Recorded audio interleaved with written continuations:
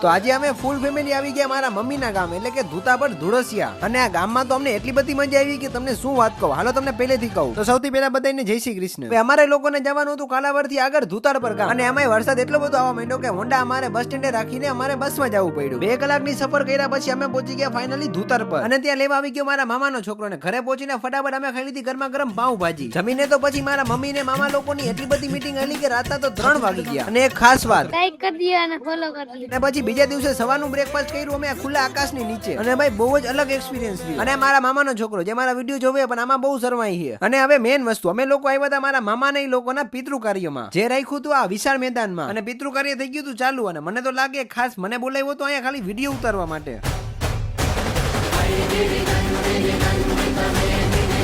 પિતૃ કાર્ય પૂરું થયું ત્યાં પાછો મને મળી ગયો મારો નાનકડો એવો ફેન જે મારા વિડીયો રોજ જોવે છે. અને પછી ફાઇનલી વારો આવી ગયો તો ભાઈ જમવાનો. અને ખરેખર અત્યારે બધાનું ફોકસ ખાલી જમવામાં જ છે. અને ભાઈ મારું તો કામ છે તમને પૂછવાનું. આલ્યો એક બટેકા વાળું લઈ લ્યો તમે. નટકે હાલો ને નંદલાલ ઓજી રે તારા. જમીને ખરેખર હું બહુ થાકી ગયો. મામા પાસેથી હવે હું કવર લઈ લઉં તમે ત્યાં સુધી ફોલો કરી નાખજો.